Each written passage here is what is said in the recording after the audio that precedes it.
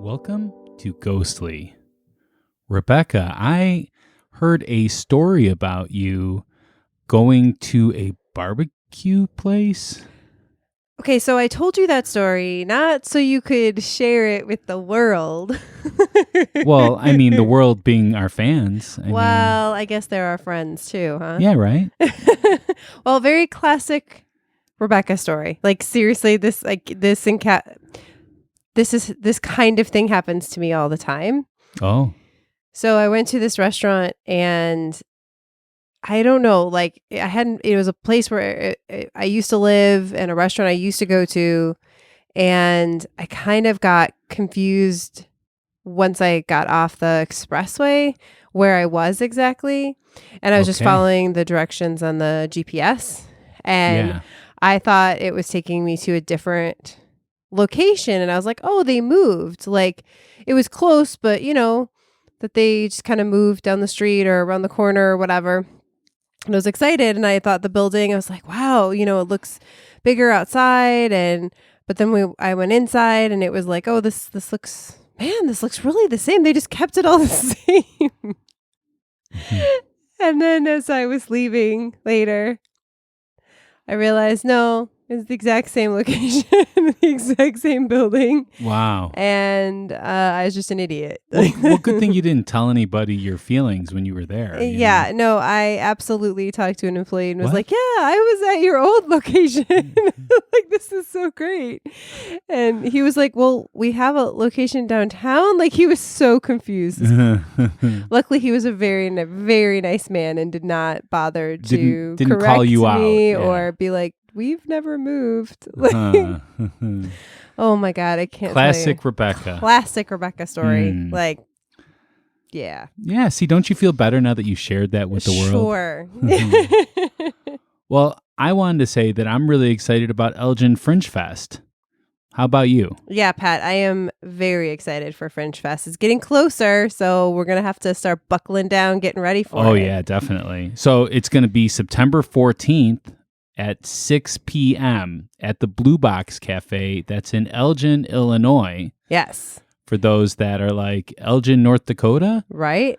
Well, and then as I said last time, Elgin, France. In case you were wondering, Blue Box Cafe is so named for the amazing show Doctor Who. Who?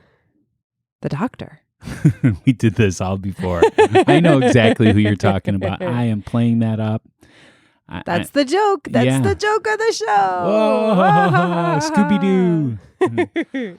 All right, so Bob After Dark will be there with us. Yeah, right? Very exciting. Oh my God, they have a lot going on. They do. They're going places. They're doing investigations all the time. Yeah, and actually they're going to be in a panel at Wizard World. Yes. Not Wizzy World, Wizard World. Wizard World, yes. Yeah, and that's going to be this next Friday. Yes. Which is I can't remember the date of that. 23rd?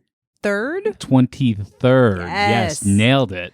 Totally nailed it. They're going to be doing a panel with our friends at Freak of the Week podcast. Yeah, which we're going to be guesting on this next season. I'm so excited. Yes, we're going to be guesting as Ghostly. Usually we go on there and we improvise characters, but we are going to be Ghostly podcast on there. Well, maybe we'll be a version of Ghostly podcast. We'll have probably an exaggerated version of this. Yeah. So at Elgin Fringe Fest, we are going to be talking about some Elgin-specific ghost stories.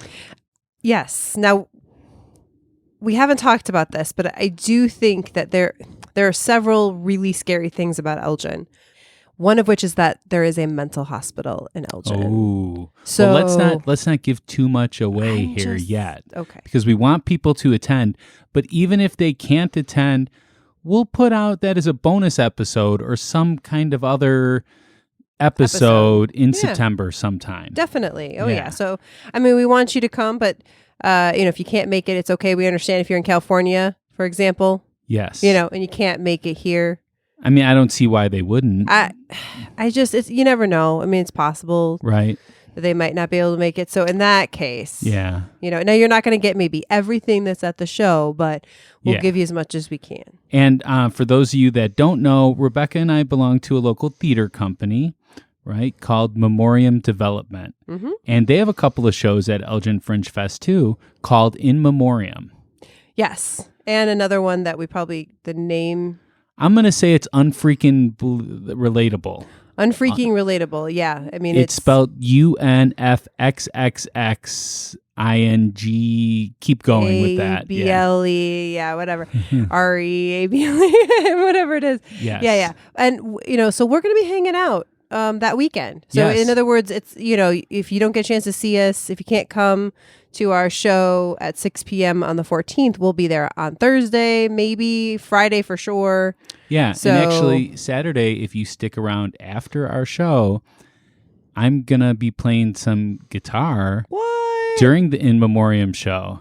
Improvised music. Nice. For them, yes. Very cool. So definitely something you want to check out because I am the best guitarist in Elgin that they could get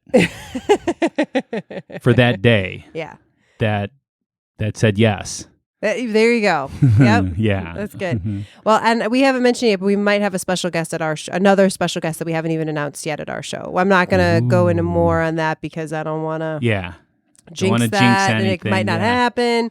But yeah. But this person's work very well. I do. If you listen to Ghostly. Yes, that's true. Yeah. Not just you. I thought you were talking about me. I was like, I do really know that work. Well, you would know his work probably better than most people. Yes. I think you've known him for a few years, right? More than a few. Yeah.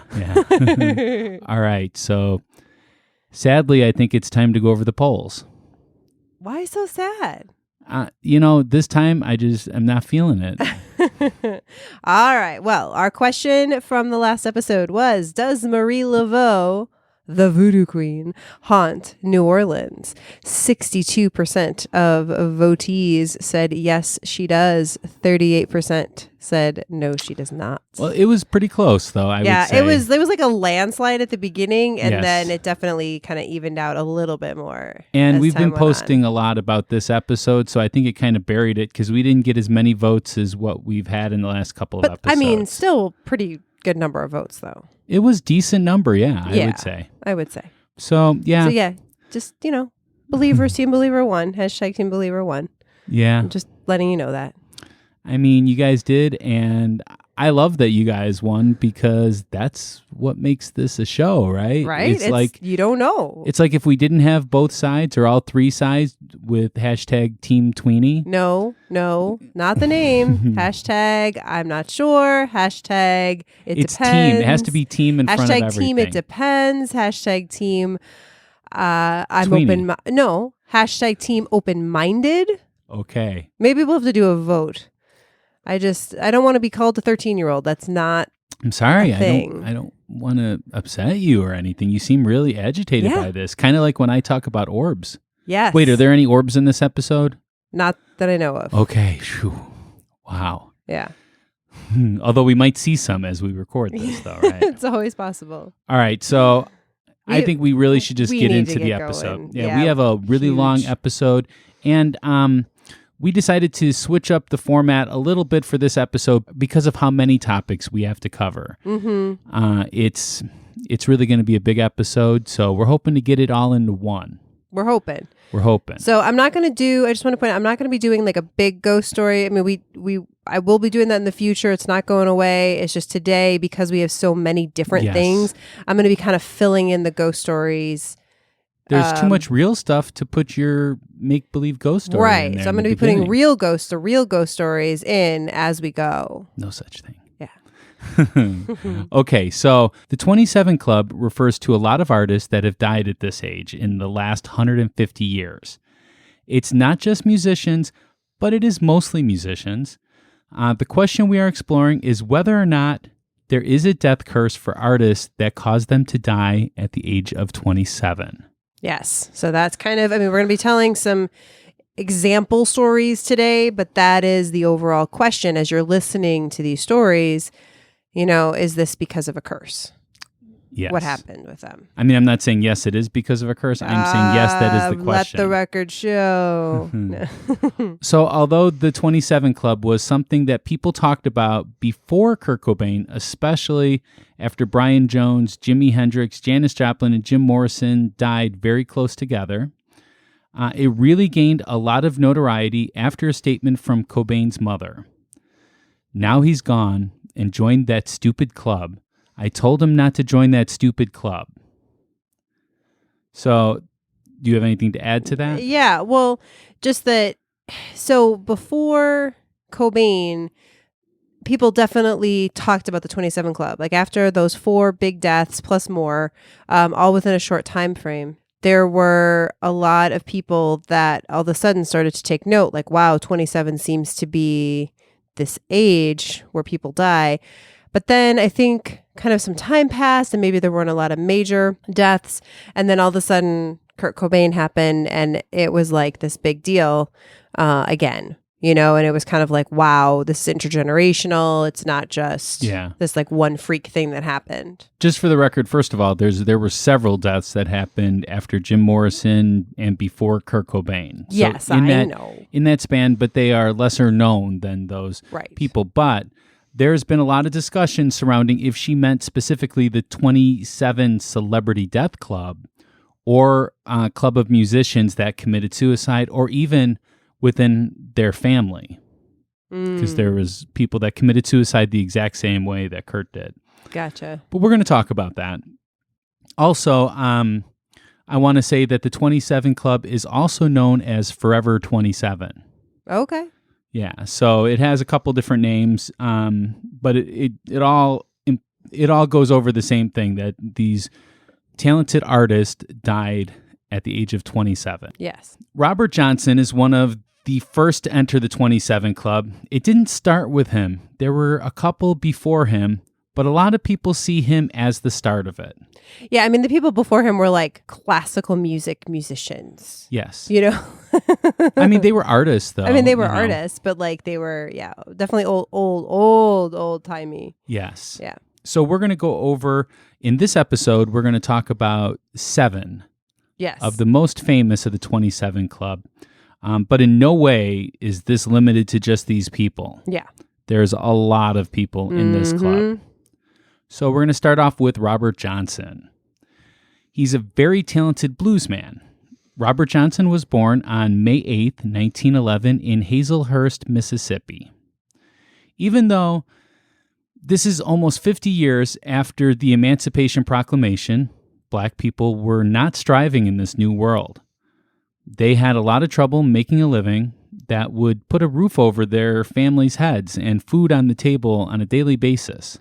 I mean, think about that. That's a generation, 2 generations, maybe. Or 2 generations, I guess. You know what I mean? Like your grandfather would likely have been a slave, basically. Absolutely. Yeah. Most Black people in the South during this day only really had one place that they could find steady work. That was right back where in generation or 2 generations before them, Blacks were slaves on the farm. Yeah, sharecropping. Yes. So Robert didn't like physical labor, kind of like Abraham Lincoln. That's true, yeah. Although I think Abraham Lincoln did more physical labor, didn't like it.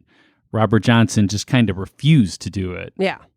So he was often in trouble for playing his guitar at times he should be working. Mm-hmm. He married a 16-year-old, Virginia Travis, in February 1929. He was 18 years old, so it's not that weird that she was 16 years old. When I first saw the 16, I was like, oh no, not this again. It's not that weird. Yeah, we've had several of those, but 2 years, not a big difference. No. Little is known of their relationship because she died in childbirth shortly after their marriage. So it's pretty sad for Robert Johnson. Oh, yeah. His life is full of tragedy. Rebecca, do you remember the name of that documentary on Netflix that I made you watch? Yeah, it's called Remastered Devil at the Crossroads. Okay. Super interesting. It was great. It was great. And you didn't know much about Robert Johnson before that, Nope, right? not at all. It was a good combination of like real interviews with people from years ago. Like people managed to interview people before they passed away that actually knew him. And then they did animation to kind of recreate the stories that people were telling. Very good. So the death of his wife during childbirth, it really made people in the community feel differently about Robert Johnson. They saw this as being punishment that Robert needed to pay for playing his music. Mm-hmm. So this is already where people started saying that he sold his soul to the devil, which we're going to talk more about that. Okay. But that was the start of people saying that. Robert was devastated and decided that if that's what people thought, that he was going to become that. And he started working as a full-time musician. Now, when I say working, he was not working steadily. He didn't have concerts and stuff like that. He played on the street corners usually. Yeah, and just people, threw him some change. Yeah, absolutely. Robert was not a great guitarist at this time, though. He met Son House, which is another one of my favorite blues musicians. By the way, blues is one of my favorite genres of music. Me too. So he met Son House and Willie Brown. Both were regular blues musicians that often played at juke joints. Son House said that he was an all right harmonica player, but a bad guitarist. Oh, okay. Talking about Robert Johnson. Yeah. Okay, yeah. Robert wanted to learn his craft, so he went off and started to jam with Ike Zimmerman. Zimmerman was probably one of the best guitarists in those days. His secret that he taught Robert was playing at a cemetery late at night, because, as he said, you're not going to bother anyone there. Robert hit the road, but not before fathering a child with Virgie May. He wanted to be with her, but her family forbid him from coming around because of his blues playing. Robert married Coletta Craft in May 1931, but she died in childbirth too. Wow. Robert did all that he knew how to do, and that was to play his music. He moved around a lot for the next year of his life, and when he got to a new town, he would set up on the street corner and play songs that were more pop in nature. For those days, at least. Mm-hmm. He didn't want to scare people off with his very dark music that they considered what he played. And if you study his lyrics, they are kind of dark. But when he would get booked in a juke joint, he would play his more dark stuff. Much of his music has references to hoodoo and his deal with the devil. I'm sure Rebecca's going to talk all about that as evidence as we go further, so I'm just going to let her do that part. He recorded 29 songs and 13 alternative versions of those songs. So that's all the music that we have from Robert Johnson in this day, although his influence can be felt in all rock and blues since then.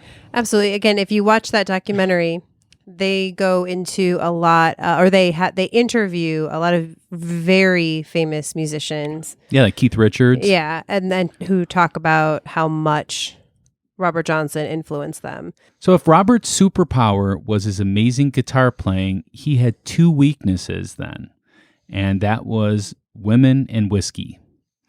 He was often with a different woman, and in his travels he drank a lot. Both of these things would be his downfall on August 16th, 1938. A couple of days before this, Johnson was playing at a country dance and flirted with a young woman. That young woman's husband was working as a bartender at the bar, and Robert didn't know it, but he got a bottle of whiskey that was poisoned from the man. Robert was told not to drink the bottle, as it had already been opened. It may or may not have been poisoned with strychnine. Oof. There is a lot of debate about that. There's a lot of lore that comes with Robert Johnson's life, as this is all, what we know about Robert Johnson today is all from people that have gone back and have done research, because in his day, he was not popular at all. I mean, yeah, like he was a little popular, but just in his little local area. Yeah, exactly. So Johnson began feeling sick that night, but it took a couple of days for him to actually die. That's why there's a question about the strychnine. Strychnine actually leaves a taste in the alcohol, so he would have tasted it, unless he was already pretty drunk when he started that bottle. And also, too, it would have had to be a lot of strychnine, and he would have probably died within hours, not within days. Gotcha. So this is one account of his death, but nobody is really sure how he died, as it wasn't really talked about. Robert Johnson was not a famous musician, and only few actually cared enough to know who he was. There's also reports that he may have had syphilis. Well, he was sleeping around a lot. Yes, he definitely was.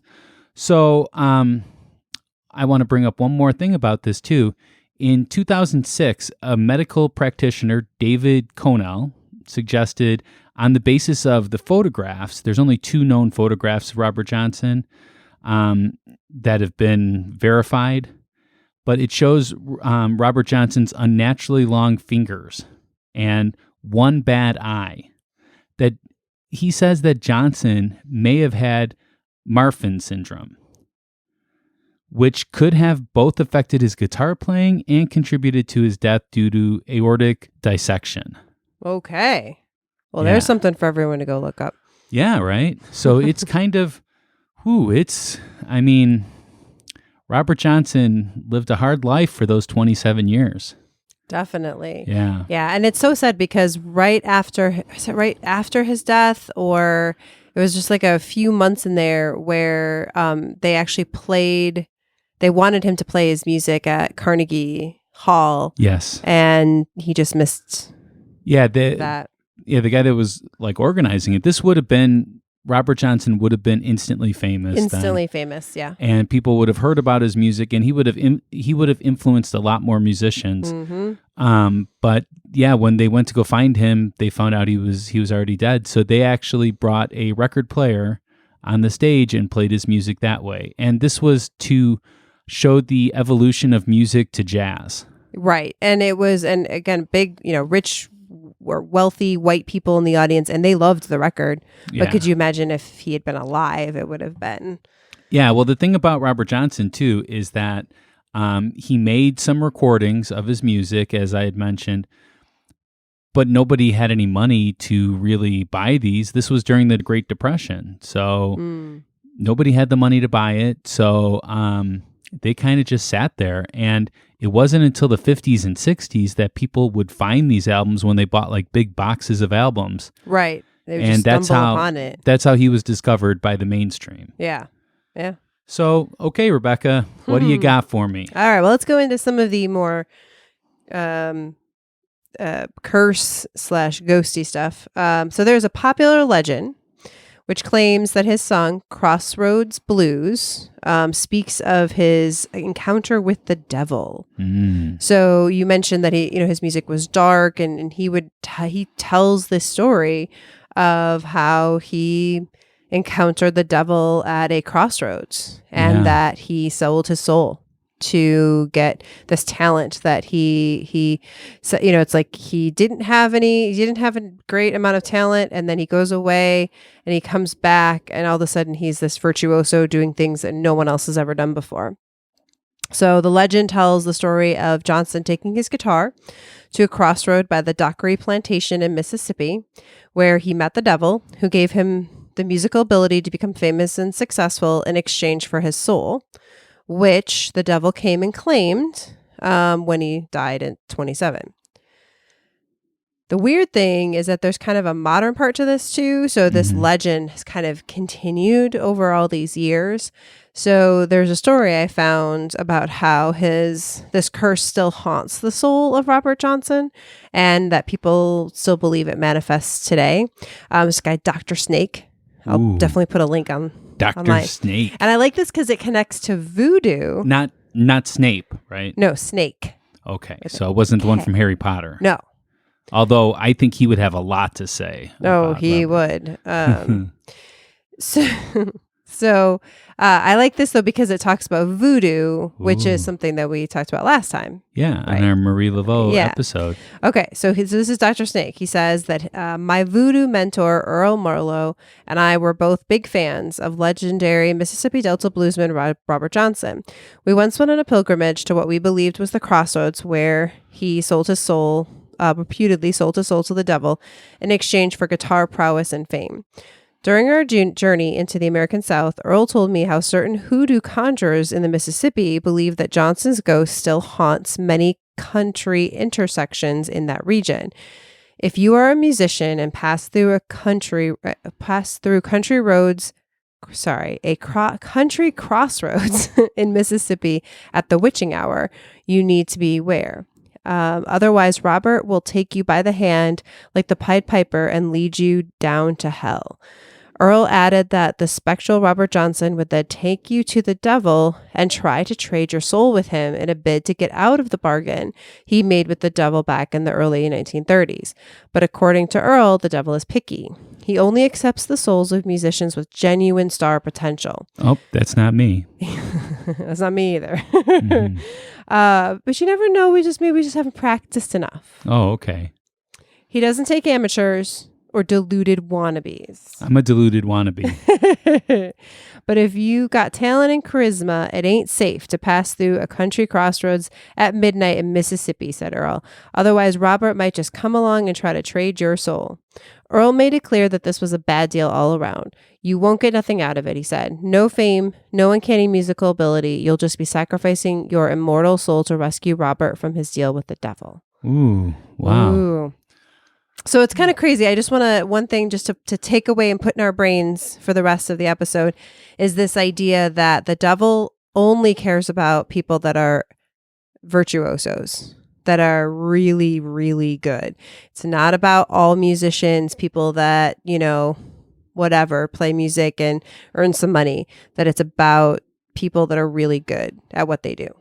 Okay. Yes. Well, I'd like to start this off by saying that back in those days, there was two places where people would go outside of work. Mm-hmm. And that was they would go to church on Sundays, but on Saturday nights, they would hang out at juke joints. And where do you think their money would go? I'm guessing the juke joint, because I don't think you can go to church. You can go to church for free. You can't go to the juke joint for free. So people, especially men, were spending their money at the juke joints and not saving their money for church the next day. And a lot of them wouldn't even show up for church. So that's when these Baptist preachers made it a thing that blues is the devil's music. And you're wasting all your money on that when you could be giving us money. So that's one thing I would like to point out. That's where the idea that he sold his soul to the devil came from, I believe. Also, too, there's a couple things I want to say. Also, too, Crossroads might have referred to not just the devil, the Christian devil. It might have referred to more of an African god that would do something like this. And so it takes some of the credibility away from the devil that we believe. And it takes it and it makes it a totally different devil, which has different responsibilities and different things. So I don't know. To me, that dark entity, whatever it is. Okay. Well, then there's another thing. There is also speculation that he may not have been 27. As there's two marriage certificates on record for Robert Johnson, they didn't have the same birth dates on there. So you would think if you're getting married, you would make sure that your birth date is accurate. Well, maybe, unless you needed to age yourself or something. Maybe, but he was 18 the first time, supposedly. She was 16, so, he could have been 16 and she could have been 16 and they could have still been married. And then the other one was, when he was 25, 26. So also, the 1920s census listed him as being 7 years old, which would have made him 26 at the time of his death. Boom, boom, boom. Well, we'll see. But there is an answer to those things. Mm-hmm. There is a great podcast from Radiolab, and they had an episode named Crossroads. It brought up the possibility of more than one blues musician at that time was named Robert Johnson. They said at that same dance, there was a Robert Johnson that signed up to play after Robert Johnson. Robert Johnson played after Robert Johnson, and he was going to play his banjo. Interesting. Robert Johnson didn't play banjo. He played guitar, meaning that different stories could have been related to different people. So we don't know.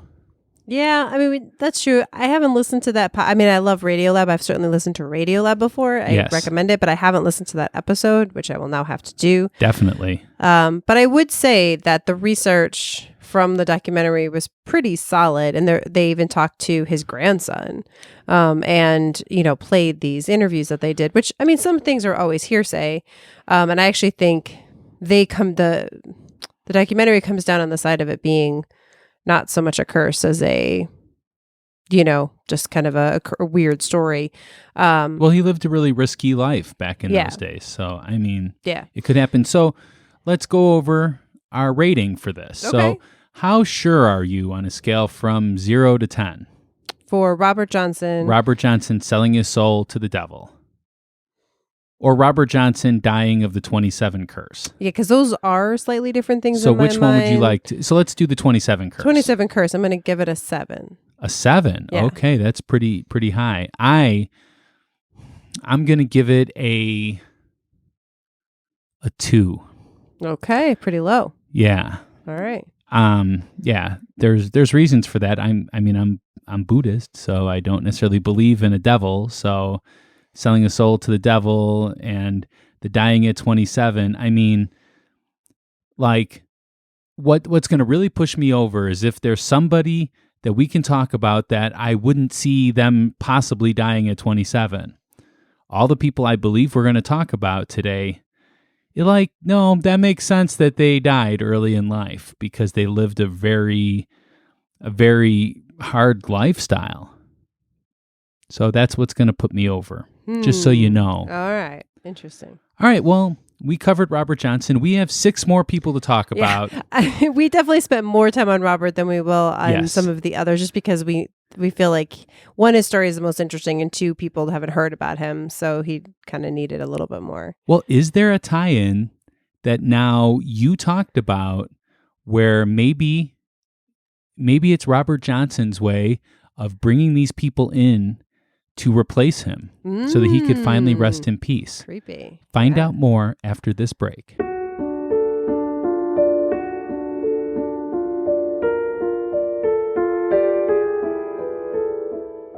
Hey, Rebecca, guess what? What's that? Well, you know how we want Ghostly to not only tell and debate great stories, but also to give back to those in need? We do. Yeah, well, I've discovered this new app called Podcoin that lets you donate to charities with a currency you earn just for listening to our podcast or any podcast. That's awesome. Yeah, on Podcoin, you earn their digital currency, Podcoin, just for listening to podcasts. That sounds easy. It is. You can then donate your Podcoin to charities who will get real money donations. And you can also choose to save your Podcoin over time and exchange it for other rewards like Amazon and Starbucks. That's great. Who doesn't like Starbucks? I hope no one. Yeah. Because I love Starbucks. Yeah, they'll give you gift cards right Cool. there. And you could donate those gift cards too. You could, yeah.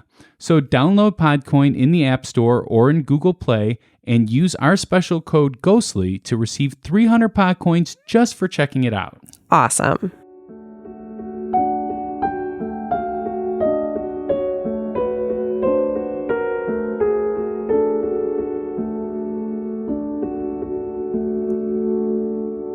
All right, and just like that, we are back. Let's do this. So they often say that death comes in 3s, right? Mm-hmm. But this time, it came in 4s. Ooh. Brian Jones, Jimi Hendrix, Janis Joplin, and Jim Morrison all died within exactly 2 years. Wow. To the day. They were all tremendous artists whose deaths solidified the idea of the 27 Club to many. Okay. Not to me, but to many. Brian Jones was the founder of the Rolling Stones. Brian was originally a slide guitarist, and Keith Richards' style complemented his very well.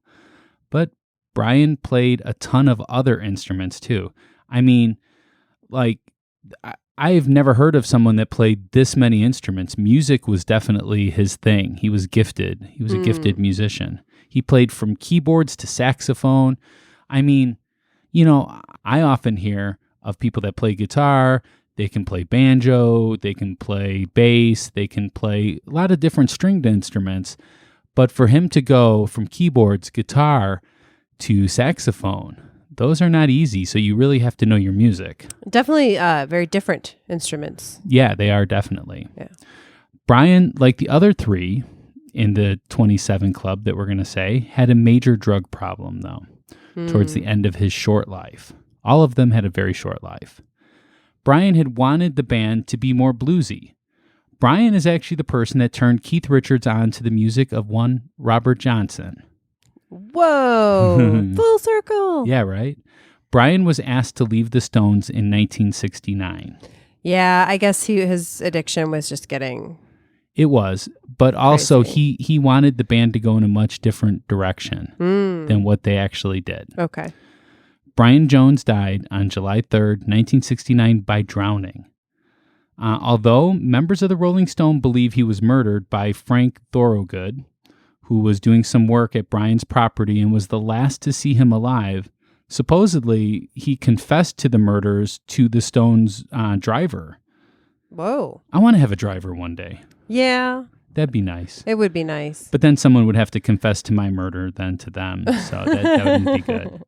Another thing that ties these together is after Jones died, both Jimi Hendrix dedicated a song to him and Jim Morrison wrote a poem for him. Oh, wow. So he was definitely influential even to the musicians of his day. Yes, absolutely. And I try to make a connection between all of these four. Mm-hmm. So we're going to see that as a pattern going forward. Right. So he listened to Robert Johnson, and then obviously Jimi Hendrix and Jim Morrison listened to him. Yeah. Yeah. And, also made such an impact that they did things after he died. Yeah.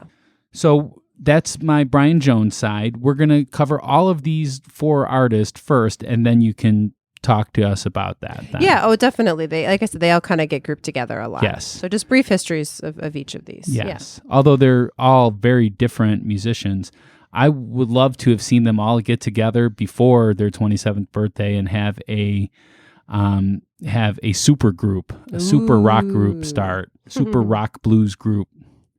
So now we're going to talk about Jimi Hendrix. Jimi Hendrix was another person that people would say was one of the most talented guitarists of all times. I don't think that would be argued if you put him in a top 10 list. No, I don't think so. Maybe even a top 5 list.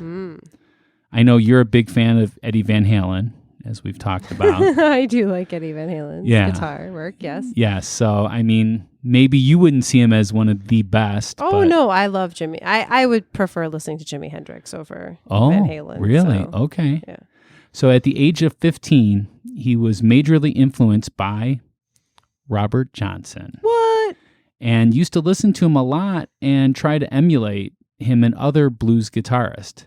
Wow. Yeah, Jimmy really wanted to be a blues guitarist. Well, I mean, again, to be in rock, I mean, it comes from the blues, so you got to learn that, Yeah. Jimmy was one of the musicians that played at Woodstock. Yeah, a lot of times when people think of him or the videos they've seen of him, it's often from that. Yes. Ever since a night at a jazz club in 1962, Hendrix was drinking daily. He said he went in there with $400 and he left with like $16. Whoa. And to think about it back in those days. Yeah. Oh my gosh. You weren't spending, $15 for a drink at the bar back in those days. So he was pretty drunk. And he also was probably giving away money to people. I'm guessing. That was after he was in the service that he did that. And he did a lot of drinking ever since that day. He was drinking every single day. And he first used LSD, which he's notable as one of the people that have used LSD. He first started using that in 1966. People said that Hendrix would become angry and violent when he mixed alcohol with drugs, which was any time he did drugs, really, because he drank every day, right? Yeah, right. And when he was on tour, he was known for doing drugs. So when he was on tour, he was probably not a nice person to be around. Yeah. But probably not as often as people would think as far as the drug use goes. He didn't do drugs that often. Okay, more drinking. More drinking was his thing. Jimi Hendrix died on September 18th, 1970 of asphyxiation. Mm-hmm. On his last day, he was offered barbiturates after already drinking, of course, because he drank every day. The person recommended that he only take a half a pill. But in pure Jimmy fashion, he took 9. Oh my gosh, that's a lot. So that's 18 times the recommended dosage. Wow. That mixed with the alcohol was all it took. He was unresponsive, but probably would have lived. There is some speculation as to who put him on his back but he ended up choking on his own vomit. Wow. I mean, I think today we kind of learn that when you're in health class and it's like you're learning CPR and all that and first aid, to put people on their side. But back then, maybe that wasn't a generally known thing. No, and I think that Jimi Hendrix really made that an impact where people that, are drunk and puke, or people that puke, they're often told to put them on their side. Yeah. And to tie this together with another one of these four, a year and a half before Hendrix died, Jim Morrison joined him on stage at the Scene Club in New York. Wow. I would have loved to have seen that. Oh, that would have been an amazing show. So we're going to move on to Janis Joplin now. Janis was an amazing singer, right? Mm-hmm. She definitely was. She sang rock, soul, and blues. She's just like this icon for me. Like I absolutely love her, and just that she was in this boys club and just did her own thing and powerful. She did. She was always Janis, 100% Janis all the time. But she was heavily influenced by the blues, which, as we've already stated, blues after Robert Johnson was influenced already by his playing. So indirectly, she was influenced by Robert Johnson. For sure. Janis rose to fame after an appearance at the Monterey Pop Festival. Oh, okay. California. Yeah. She's definitely a very California girl. She definitely was. And I don't know if you knew this, but Janis and Jim Morrison met at a party after being thrown together by a producer, Paul Rothchild, and there was this immediate chemistry between them. I have not heard this story before. It does not surprise me, though, that they would be attracted to each other. They just seem like, two like blazing lights, that yes. Yeah, they seem very similar in style and everything, except Jim was a little weirder than Janis, I would say. Yeah, and she was maybe a little more hippie. I mean, he was that too, but yeah. But they kept drinking throughout the night, right? Okay. They were throwing back these bottles left and right. Jim, in really Jim Morrison fashion, got rude after being totally drunk. And when Janis tried to leave, Jim followed her to her car. And he reached in to grab Janis by her hair. Not cool. No, definitely not cool. But Janis didn't know what to do, so she grabbed her bottle of Southern Comfort, which she was known for, and hit him over the head with it, knocking Jim Morrison out cold. Way to go, Janis. Right? Jeez, she's lucky she had that bottle. Yeah, and from that day, actually, from that day forward, Jim Morrison would always ask about her until the producer, Paul Rothchild, had to tell him, no, she does not think that you guys should be together. Yeah, dude, not going to happen. You tried to rape me. Not going to happen. I don't know about rape, but it was like... Well, I mean, yeah. What else do you think he was going to do with her when he pulled her out by her hair? Oh, argue with her more. Well, we'll see. But just, it's a dangerous situation. I'm glad she got out of it. Yeah. So, in her final days, Janis Joplin was scheduled to provide vocal tracks for a song called Buried Alive in the Blues. Very Robert Johnson-ish, right? And didn't show up to the studio on October 4th, 1970. Oh. So, a road manager drove to the hotel that she was staying at, and he found her dead on the floor beside her bed. The road manager believes Joplin had been given heroin that was much more potent than normal, as several of her dealers, other customers, also overdosed that week.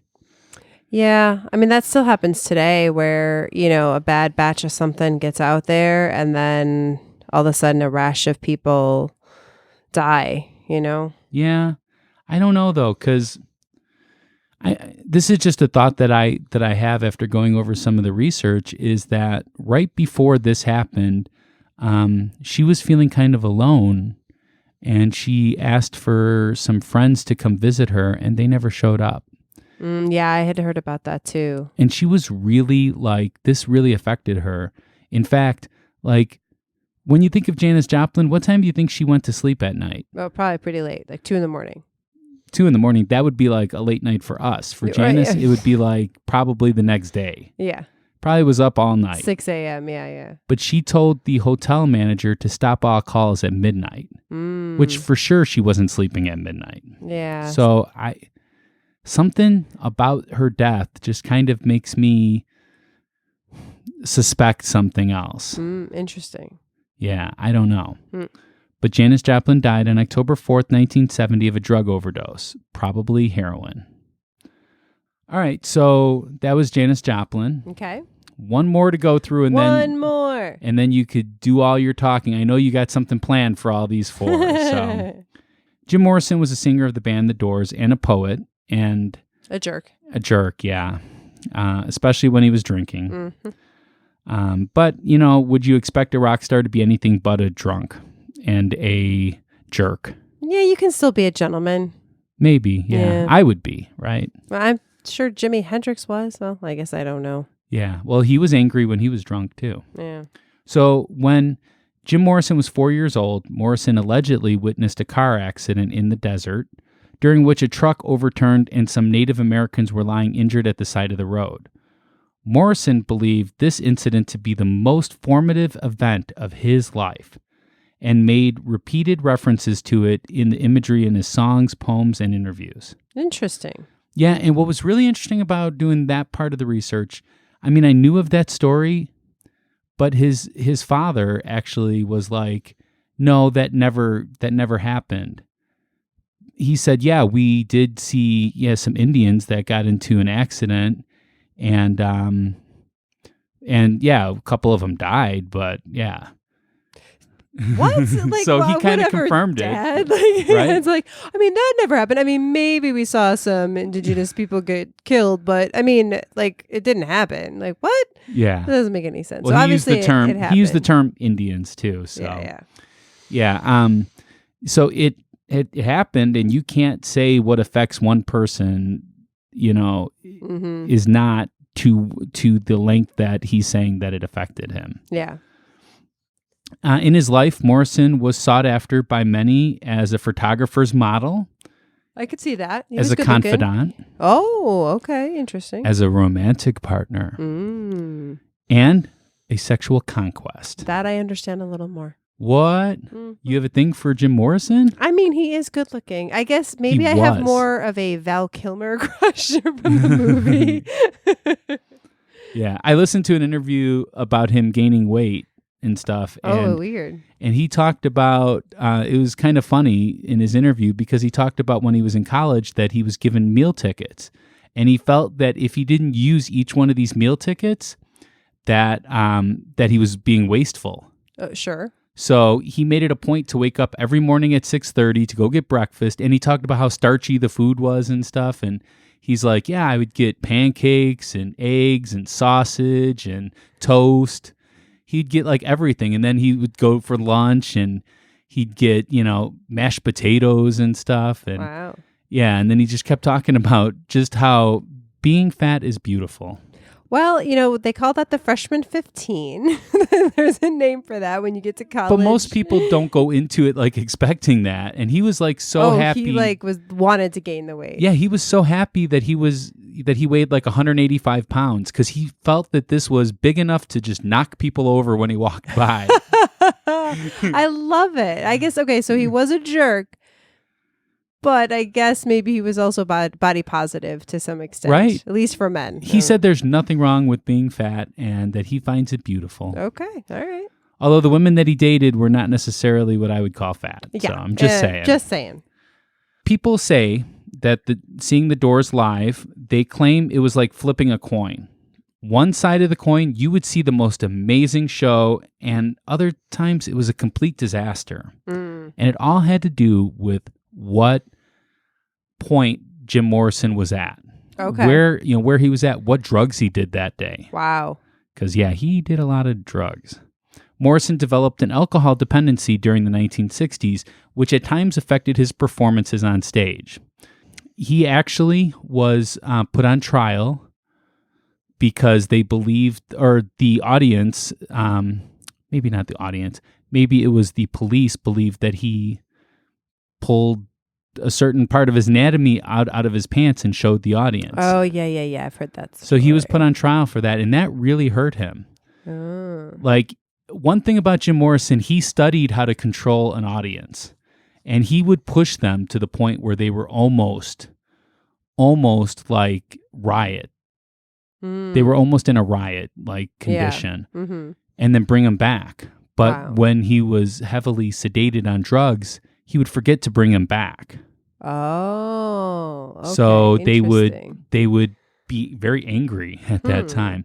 So that really affected him.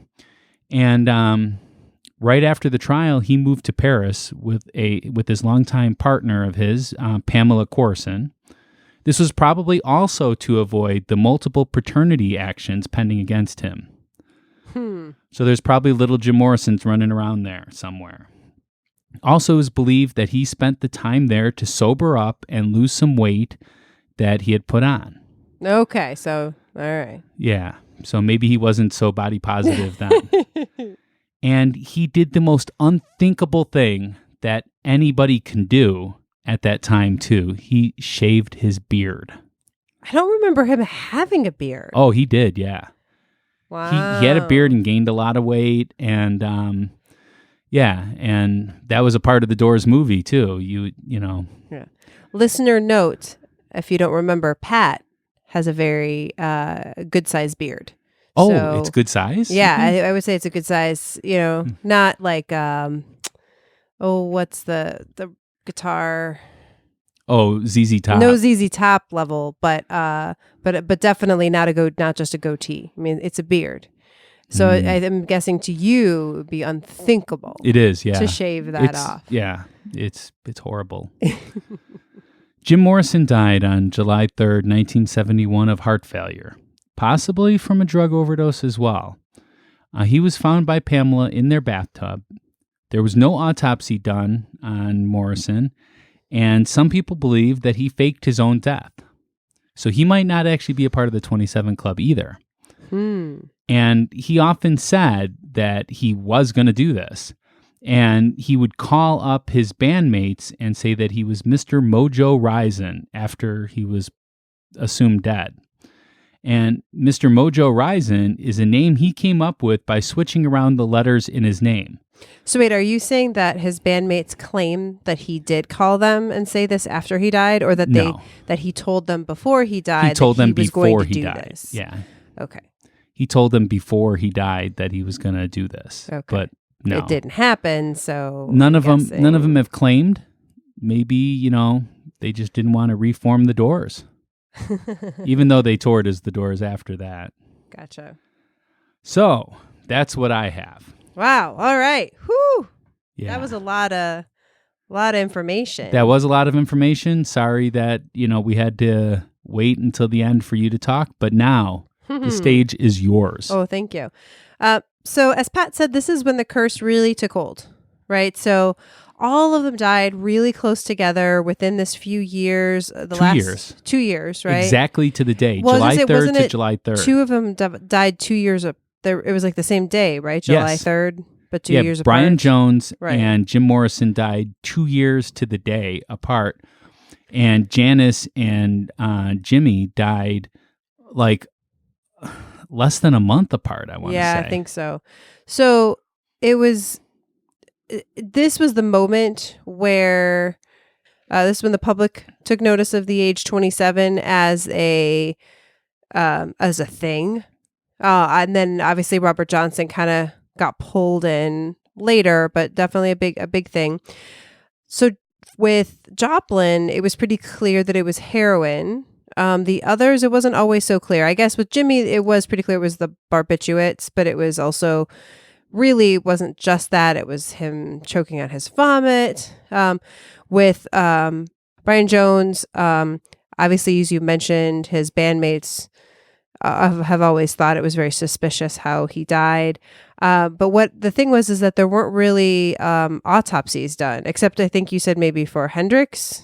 Did they do one? Yes, there was for Hendrix. That's how they did a toxicology report to find out that he had 18 times the recommended dose of barbiturates in him. Yeah, but the others, they didn't. And so therefore there's always been speculation about exactly what happened. Was it suicide? Was it just an overdose? Well, what exactly happened? in a lot of parts in the United States, if they don't do an autopsy on just everybody that dies. No, First you have of all, to, the family has to sign off on it. Mhm. Second of all, there has to be suspicion for some kind of foul play. Yeah. And there was no suspicion of foul play with these people because they were all drug addicts. Well, maybe this is a listener question too, though, because I've heard that if you die at home, that kind of automatically triggers a death investigation. Like if you're in the hospital, that's one thing, but anyone that dies at home, that's like more. Well, these laws are county by county. So Has to maybe do it with- depends. Yeah. I'm just saying so where this is leading is there's a lot of theories out Mhm. there that perhaps, there was a greater force at work with killing these people. Whether it was something that drove them to kill themselves or, gave them tainted drugs or, oh, look, we found him dying and we didn't save him, or, we kind of encouraged this behavior or whatever. So I'll talk a little bit more about it as we get to the end, but definitely very suspicious, very mysterious nature of these deaths when you combine the timeline with it and then also something with the curse. We don't have time to go into a million ghost stories. I will say people will visit Janis Joplin's, the hotel room where she died. It's been left exactly the same. Oh, wow. And they say it's haunted, but I couldn't find any actual stories of people seeing anything or Okay. whatever. So the biggest ghost story I could find associated with this group was a picture taken of Jim Morrison's grave, where there is a ghostly image that can be seen off to the right in the photo. Obviously, I will put this in the show notes. And it is very clearly a figure that to me looks like Jim Morrison. The way he's standing, kind of that like slightly, I want to say slouchy, but like just kind of like sexy Jim Morrison swagger, and he's there. And what was interesting is that the person who took the photo basically they went to the grave, took a bunch of photos, but he didn't really look at the photos until like 5 years after. And then he noticed like, oh my gosh, there's this figure in this photo.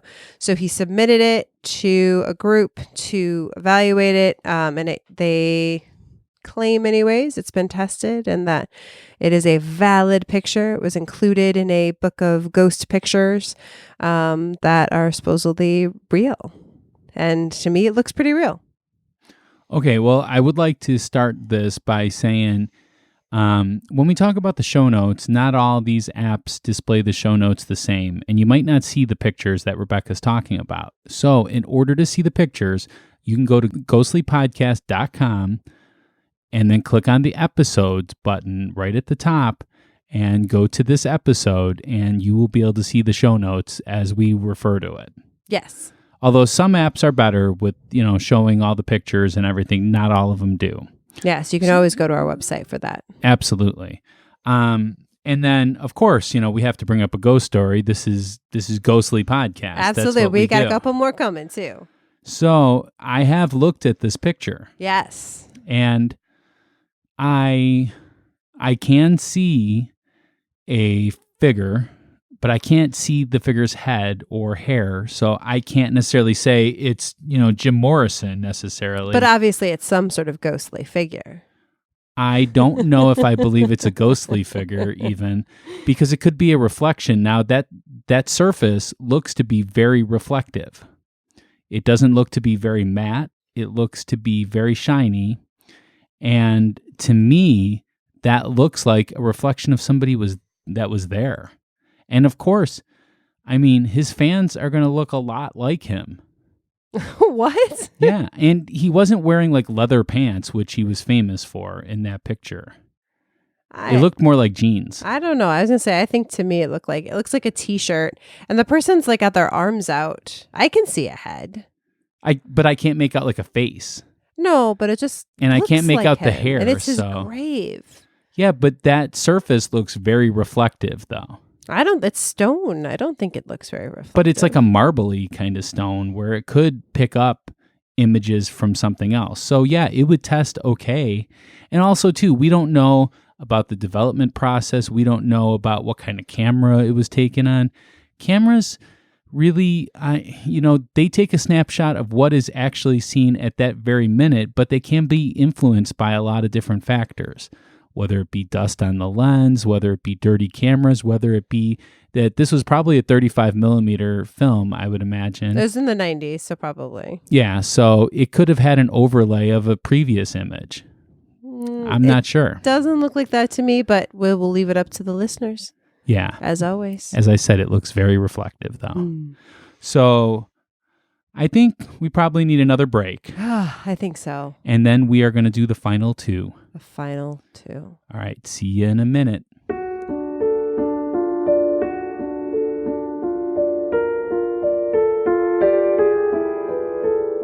Hey, Pat. Fall is in the air. Ooh, yeah, it is. Yeah. And that means cooler weather, football, and of course, shopping. Shopping? Yeah. Back to school shopping, starting college shopping. I got a new job shopping, new season shopping. I just like shopping. Oh, okay. I get it. Change means time to get some new stuff. And I bet our listeners would like some ghostly gear. Oh, yeah. Great idea. What kind of gear are we talking about? I don't know. How about some ghostly t-shirts and sweatshirts? Yeah. And not just ones with the ghostly logo, because those are really cool. But how about also hashtag Team Believer to really show our team colors? And hashtag Team Skeptic, of course. So we've got men's and women's styles and even kid and baby sizes. So cute. It is very cute. And I also added a phone case and a water bottle. Nice. Where can our listeners get all this great ghostly gear? That's pretty easy. If you want to get ghostly gear, just go to ghostlypodcast.com and click on merchandise up at the top. Perfect. Go to ghostlypodcast.com and click on merchandise to get your great ghostly gear.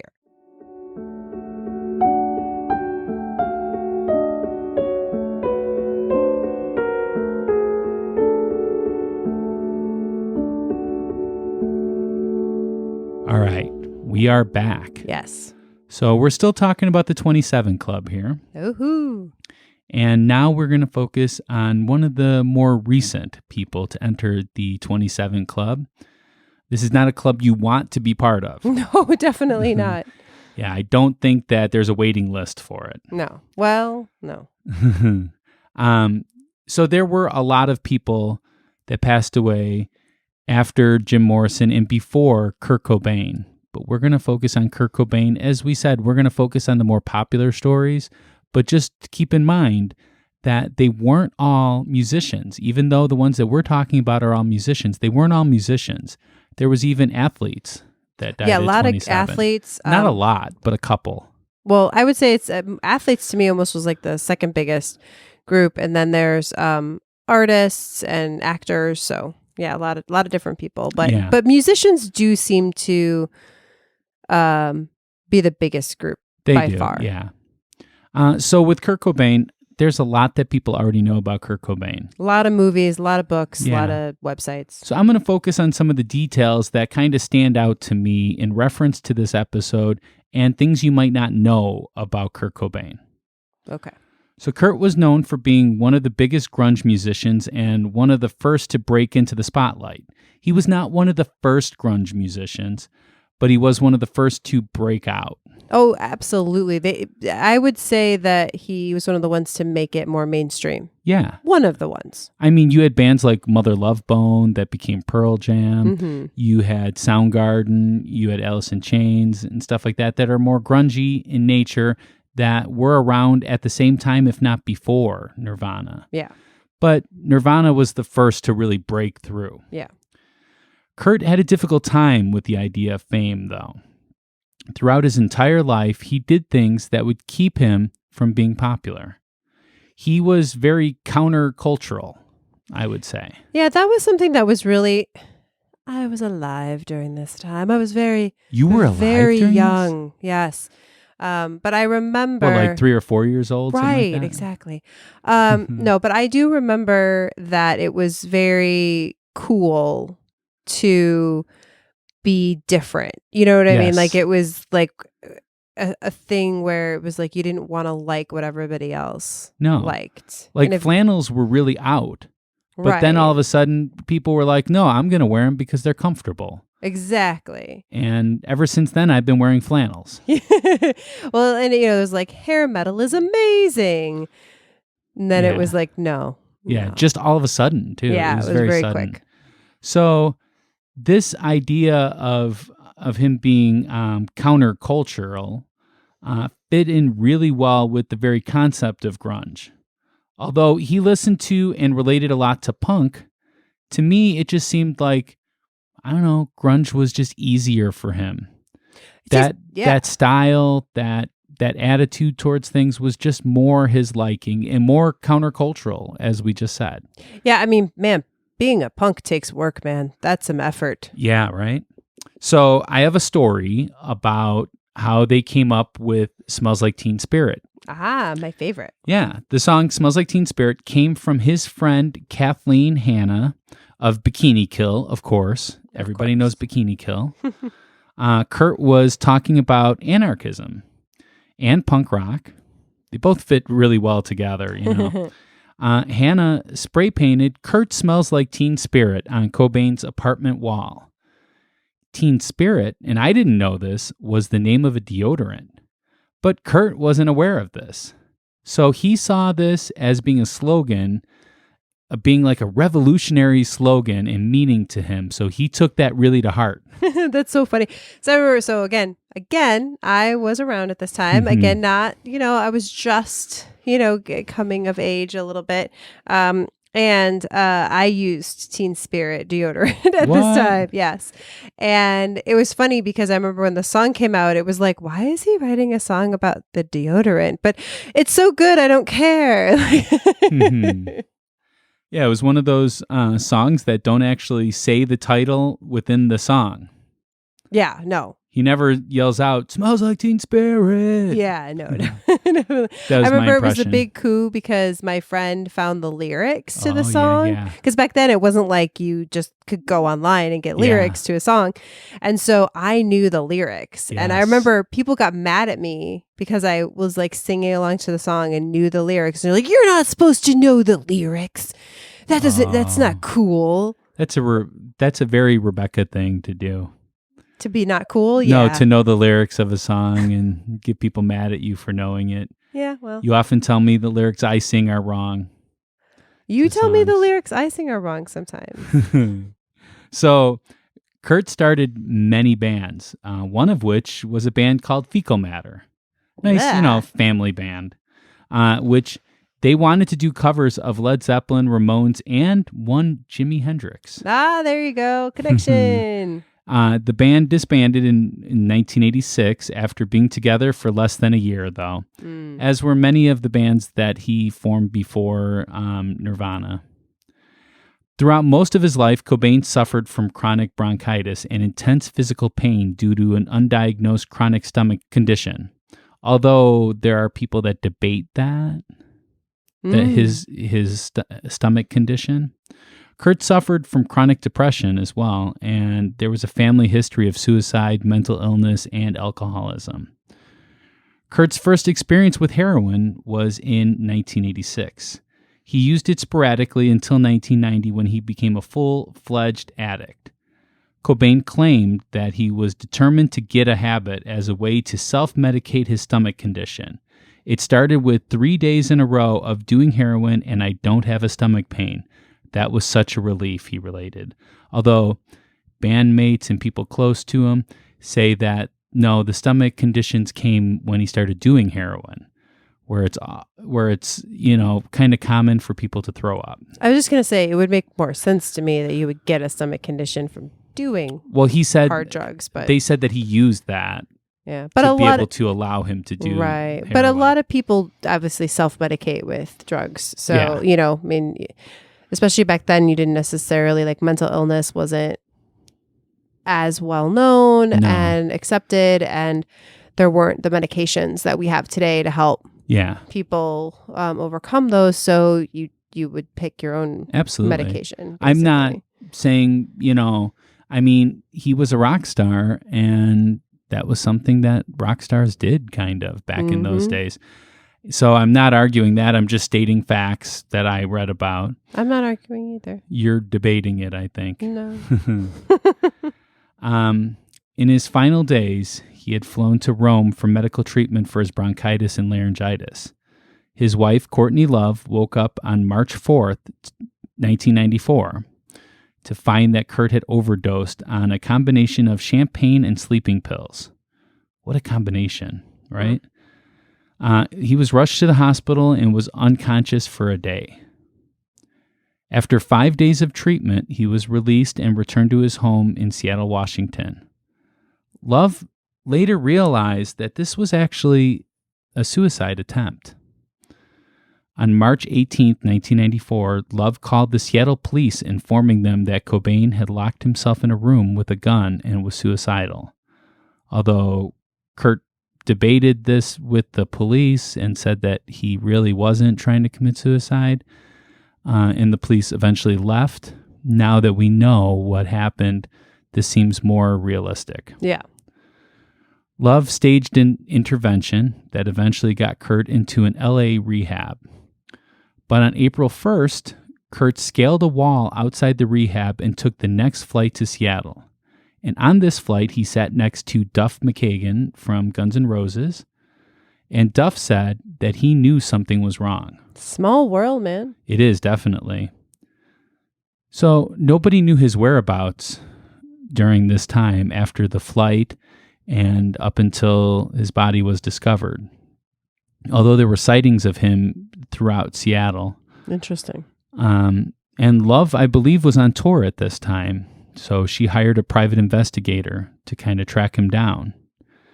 The private investigator didn't turn up anything, but an electrician that was hired eventually found his body on April 8th.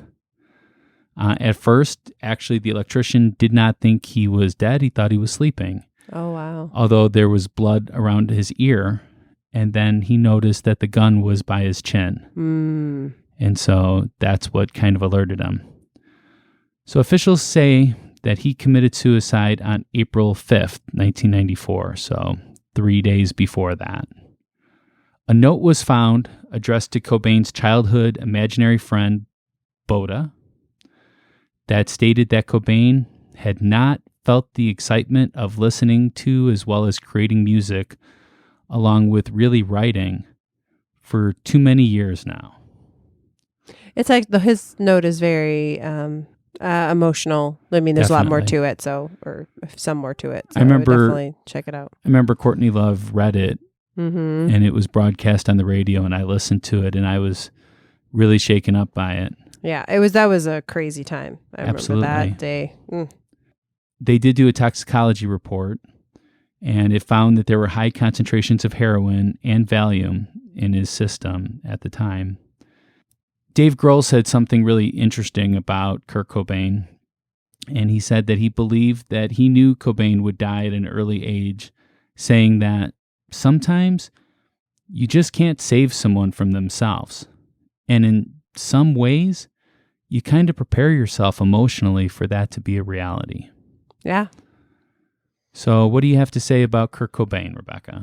Well, I don't have a lot. I know we're getting tired, and it was a long episode. But you had actually mentioned my quote that I was going to give earlier, which was that Cobain's mother said that she didn't want him to join that stupid club. And actually, the more I've read about it, I mean, he knew about the 27 Club. Like, he had said to people, he was worried that he was going to go down that path and join that group. And, you do wonder, did he know something that would make him think that? Or did he prepare for that? Yeah. Was that kind of the deal that he made with himself, with the devil, with whoever? With the devil within. Something. But then, and then I do have one ghost story. Okay. For Kurt Cobain, it was that Courtney Love claims that she once saw him. She was moving into a new place with Edward Norton, who she was with for a while. Anyway, she said she saw Cobain sitting in a chair, and he said hi to her before fading away. Well, first, before I get into the debate part, I would like to point out that Smells Like Teen Spirit is actually Rebecca's favorite song. It is. Yeah. It was just, right when I was becoming a teenager, this thing came out and you used the deodorant. I used the deodorant. No, but it was just like before then, I feel like I didn't have any of my own musical taste. It was just kind of like what my older brother listened to / what was popular on the radio. Which your older brother does the music for this podcast. Yeah, he's got amazing musical taste. I will totally He does, say and he that. runs the whole spectrum. I mean, he loves classical music, but he loves a little punk and a little Mastodon. Yeah. He likes everything. But yeah. but anyways, it was just that song especially, it really spoke to me and, our my generation. And and then when he died, that was just so devastating. Yeah. So as for the 27 Club part of it, I would rather wait until the end when we do a summary of things. I think so. To debate that fact, because it all kind of ties in. Like I could say the same thing for him that I would say for every single one of them. Definitely. But I will say that the ghost story part of it, Courtney Love is definitely a credible witness. I'm sensing sarcasm. I mean, if she ever wants to come on the show and discuss this, I would be happy to have her on the show as long as she keeps her clothes on. I was going to say she would eat you for breakfast. Probably literally eat me for breakfast. Although for her, breakfast would probably come at like 4:00 in the afternoon, though. Well, she's a little older now. I think maybe that might not be the case. So yeah, I would say that her drug habits probably provoke these images, unfortunately, of and going through such an emotional time. There was a time when I was struggling with the idea of Kurt Cobain committing suicide. Yes. And I actually had someone that I knew commit suicide when I was younger too. When I was a teenager, and he had sent me a letter, and I was never allowed to read this letter. You mean it said on there, don't read this? No, like my mom took it from me, sent it to the police, and the police would not allow me to have the letter. That's awful. Well, I mean, there were a lot of like suicide clubs. Well, that is true. There's actually certainly evidence of that happening. You know, kind of Speaking of suicides, would you be able to put a suicide hotline number in the show notes? I will, and I will also put in some information for addiction as well. Yes, please do. We never even talked about how you felt about the four people, the Brian, Jimi Hendrix. So what was your rating on those four? Oh, my rating on those. That one, man, that's like an 8. An 8? Yeah, those four. Wow. Something fishy. Something fishy about those four. Okay. All happening within 2 years. These big stars, they were not happy with that counterculture that was out there. No.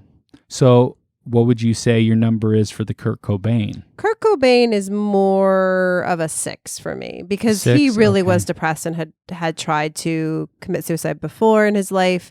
So, that one, it's like, do I think maybe he was influenced by the idea of the 27 Club? I don't know, though, because part of my argument is just that these are people that were super influential. Again, the devil doesn't take you if you're mediocre. Right? Yeah. Did I say that right? That's my one I say wrong. Yeah. Rebecca has problems saying mediocre. I do. She says media car or something like that. Mediacore or something like that, like Manticore. I don't know. For me, the four, the Brian, Jimi Hendrix, Janis Joplin, and Jim Morrison, I don't at all believe that there's a 27 Club, and I have evidence to support that at the end. So, but just because they were so close together, well, I don't know. Robert Johnson was a 2. What would you say for these guys? I would say 2. Okay. As well. I'm going to probably stick with 2 for everything in this. That's okay. Just because, it's fascinating concept. Mm-hmm. But I just can't believe, and we'll talk about that at the end of this. All right. So we have one final one to get through. Yes. And that is Amy Winehouse. Yes. Okay. Well, do you want to do this one, Rebecca? Oh, sure. Since, I've been talking a lot. I was going to say, you have a lot. You've been doing some heavy lifting this episode Yeah. of all this history. So, yeah, go ahead and tell us the history. All right. So Amy Winehouse was an amazing singer with a heavy blues influence. Again, there's that blues, right? Yes. You can't have rock without the blues. She was nominated and won a lot of awards for her music. From an early age, her grandmother, Cynthia, who was also a musician, her whole family was very musical, but her grandmother especially saw she had a lot of talent and encouraged her with that. So by the age of 20, she already had major labels interested in her. And I actually thought this was really weird that she was kept as like a recording industry secret. Like they didn't want anyone to know, like, oh, we found this amazing star. So when people would ask, like, who's singing, they would just say, like, oh, I can't tell you. It was really, really weird. So she signed a deal with Island Records and released her first album, Frank. And it was in the upper levels of the UK album chart in 2004. Her next album, Back to Black, which is when I first heard of her, saw a lot of international success and made her basically like a household name. Yeah. Right. Like everybody knew who she was. Now, I think we also, if you've heard of Amy Winehouse, know that her most famous song was Rehab. Yes. That was on that album. That was on that album. It hit the top 10 in both the UK and the US, and Time Magazine named it the best song of 2007. So then it wasn't really a surprise to anyone to find out that Winehouse battled substance abuse. Yeah. I mean, when you have a song that says, they want me to go to rehab, but I say no, no, no, it's not really a surprise then to find out that maybe maybe. Right? That's where I'm leaning towards. No, she did actually go to rehab a couple times. She did. A lot of media attention on this. In August of 2007, she had to cancel a number of shows. She had overdosed on a bunch of substances, heroin, ecstasy, cocaine, ketamine, which that's the scary one. Yeah, it's a sedative. Yeah, and alcohol. Yeah. In 2008, she seemed to quit everything. Winehouse said I literally woke up one day and was like, I don't want to do this anymore. There's a really good documentary with her and her manager, and it kind of takes you through a lot of her journey. I watched that one. Yeah. Her father... We'll put it in the show notes. Yeah. Her father had stated that she had numerous health problems, one of which was emphysema. He had said that her lungs were only operating at 70% and she had an irregular heartbeat. He said those were health problems caused by her chain smoking and crack cocaine. No, chain smoking crack cocaine. Yeah. Oh, wow. Jeez. Yeah. Well, also she was like bulimic or anorexic, right? I mean, she was so thin and... At times. Yeah. And then if you're singing... that really, that'd be hard to do if you're only operating at 70%. Now, okay, here's a connection. So in order to maintain sobriety, Winehouse would have to take long breaks from touring and performing. It was a constant struggle, as every time she would perform, she would use. Jimi Hendrix had the same thing, right? It was like when he toured. No, he was drinking every single day, and sometimes when he was touring, he was doing drugs. Okay, but I mean, like he would, like that was like a trigger for him. He was constantly touring, though, throughout his life. But maybe there is a connection to that. I don't know. No, it's just that you had talked about it when we talked about him. You specifically said that like that was like a trigger for him. So I just thought that was an interesting connection. I didn't mean it in that way. Then I'm sorry. Okay. Yeah. But, I was going to say that her father used the media, which the English media was totally different than the U.S. media. They're like paparazzi crazy there. They are taking pictures. They are right up in people's business all the time. They're very rude when it comes to this stuff. Yes. So even if Ghostly went there, I mean, we would be hounded by the press. And her father used the media to talk to her. Yeah. Because she wouldn't listen to him. Yeah, definitely.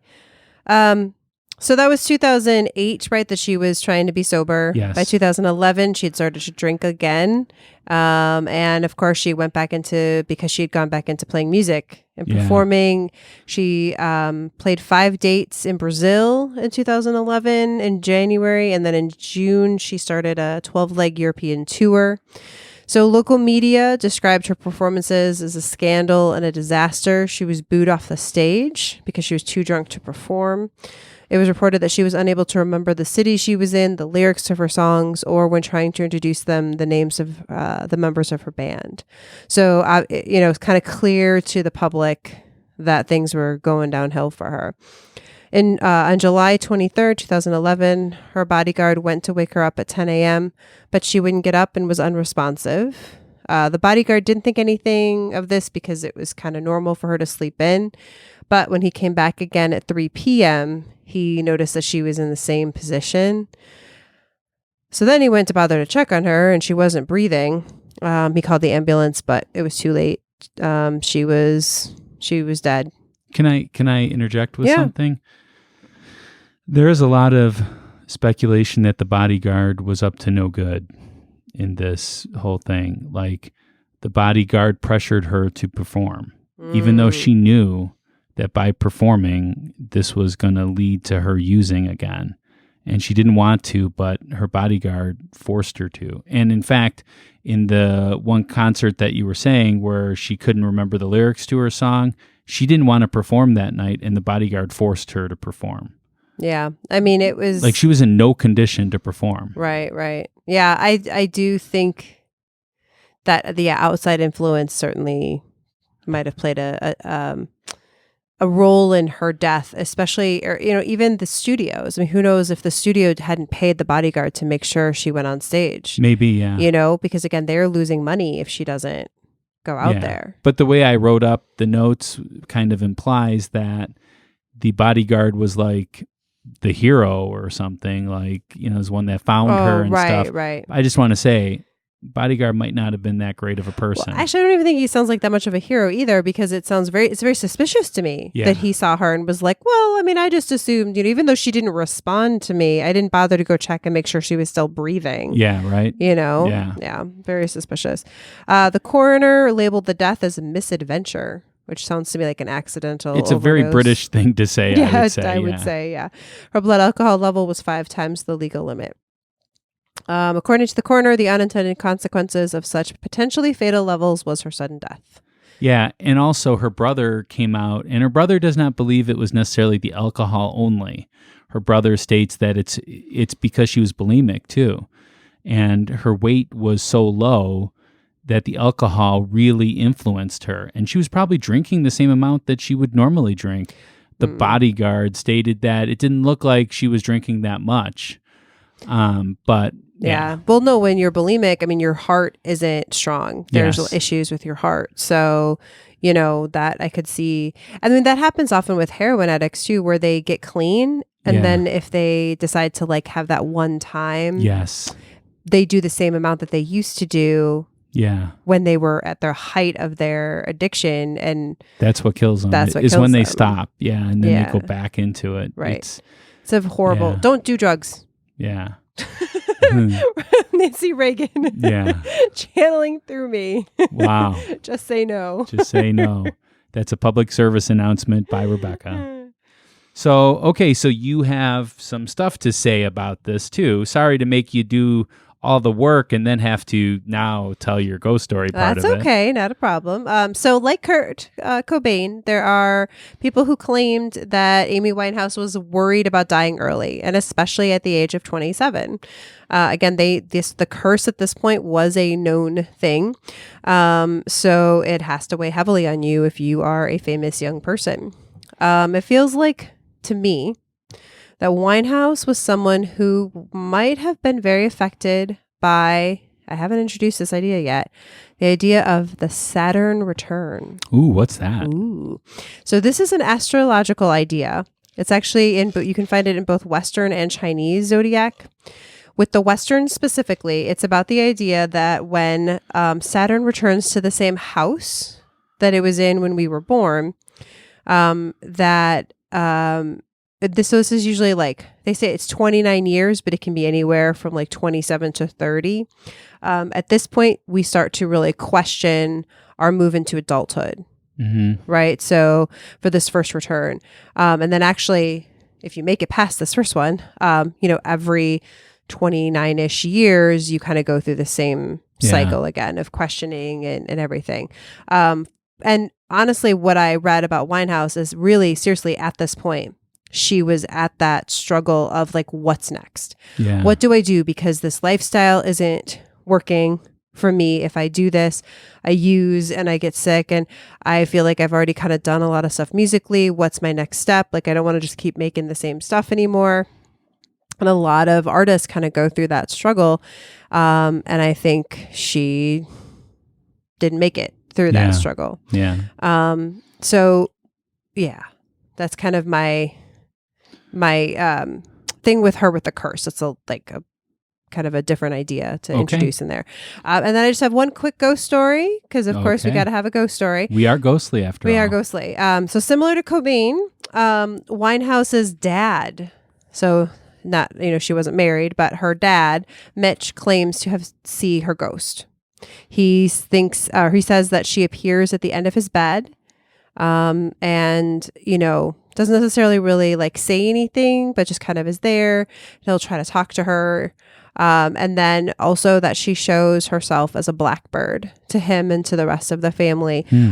She had a blackbird tattoo on her arm. Oh yeah, I remember that. Yeah. And the one story he tells is that a blackbird, this was pretty soon after her death, that a blackbird landed, and it hit itself into the window. But anyways, it was sitting there while they were sitting outside, and the blackbird came and just like sat then with them and was singing. Oh, and they all thought like, oh, it's Amy. She's here. Well, so I'm going to wait, because I think you're going to talk about the Saturn return again, right? I'll bring it up a little bit again, with this. But what I do want to say is that I believe at various stages in people's life that they, there are times when you reflect. There's time to look over your life and make sure that you're going in the right direction. And I don't believe that this necessarily relates to any zodiac sign or anything like that. I believe that it's just a pattern in life.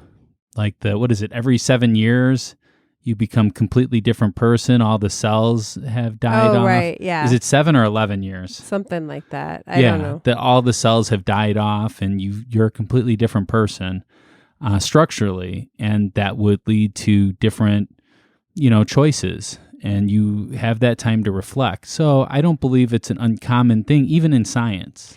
Yeah, well, the Chinese zodiac is every 7 years, so that makes sense with that. Then. Yeah. So as for seeing the ghost, I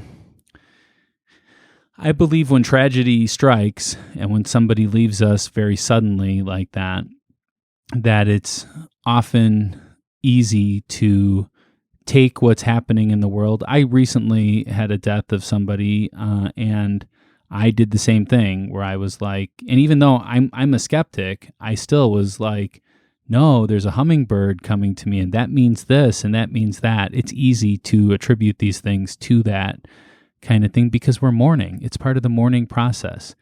And when my father passed away, I would often have dreams of him, not necessarily really dead, like he faked his death or something, and he just woke up, and it felt really real. And it's part of the grieving process to go through this. Also with Amy, if she really feared the 27 Club, not to say she didn't, but maybe that should have been a driving factor for her to get cleaned up. And she would still be here today if it wasn't for the drugs and alcohol and the bulimia. I mean, she should have went out and, really tried to get help. And I know it's hard in those times to do something like that. That's part of the disease that is addiction. But she had a driving force, though, and that was her fear for the 27 Club. So you would think that if that was strong enough, it would have pushed her to do more. Yeah, I don't know. Unless it wasn't something she had a choice. Yeah, maybe not. I don't know. All right, so that's all that we have to say about those 7 people. But Rebecca wrote up a summary of the 27 Club, and this will be our final debate, debating not the ghost stories in there, but we are going to be looking at the idea of the 27 Club now.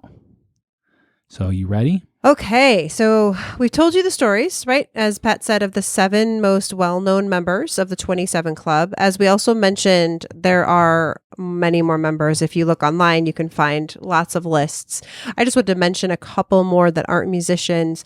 Jean-Michel Basquiat was an artist in New York. I'm glad you said that. Very famous graffiti artist. Oh, yeah. His stuff is worth a lot of money, and he also died of, I think, a drug overdose. Was he the one that did things with currency? Like dollar bills or something? Or am I thinking of someone else? I think you might be thinking of someone else. He did stuff on like walls. He actually painted this door that just sold for like a few years ago, sold for an insane amount of money. Another name, some of you older folks in the audience might remember, not old, but you know, whatever, not the super young ones, but Jonathan Brandis. He was in a show called Sequest DSV. Never saw it. And he was in commercials and stuff, and he modeled and everything. But it was one of those child stars that then never really could make it as an adult. And you have a thing for male models too, so. And then Anton Yelchin. This is a much more recent death. Very recent. Just a few years ago. If you saw any of the more modern Star Trek movies, the ones with Chris Pine as Kirk, Captain Kirk. As Captain Kirk, he played Chekhov. Yes, and he was so adorable. He was one of the best parts of those movies, and I don't think they've made one since he died. No, but I think they are making one. I'm sure they will, but I think it took everybody a while. And he was actually also a musician too. He was a bassist, I believe. So the question then is, right, as just a reminder, we kind of said this earlier in the episode, but the question is, are the deaths of these artists the result of a curse? Okay. So let's try to delve in, right, and see what points are out there on this. So Pat, why don't you give us some of your evidence first? All right. So this is weird, me going first in this regard, We're flipping it, twisting it, reversing it today. I'm happy to, actually. I've been wanting to say these things this whole time. So first of all, let's just take a look at the people that we talked about. I mourn for their loss to the world because they could have contributed so much more. Although I question it because of the idea that maybe if they had existed longer, maybe they would have, like Neil Young said, it's better to burn out than fade away. So maybe they would have faded away. Maybe Jimi Hendrix would have taken a turn in his career and not have put out as such good music, and they wouldn't be as beloved. So, but I do mourn for their loss to the music community. But I would like to say that they all, like any of those people, was it really that surprising that they died? Kurt Cobain, maybe so because he committed suicide, but all of them, it was more like, you come to terms with that idea easier because you knew they were drug addicts. If you were around during Robert Johnson's day, you would have saw that he was drinking a lot. He was with a lot of different women. It was just bound to happen. And unfortunately, in that society and that culture back then, when a black man was dead on the side of the road by a farm, which was often where the juke joints were on farms, the police wouldn't even care. They just threw him in the wagon and brought him back and buried him in a pauper's grave, especially in Mississippi back then. Yeah, it was horrible. But all these people, can you really say, man, it's weird that they died? No, it's weird that they all died at the same age, but it's not weird that they died. So that's one of my points. So I would like to talk about the age thing then. The age of 27. So several different people and even scientific organizations, including the British Medical Journal, I don't know if you buy into them at all.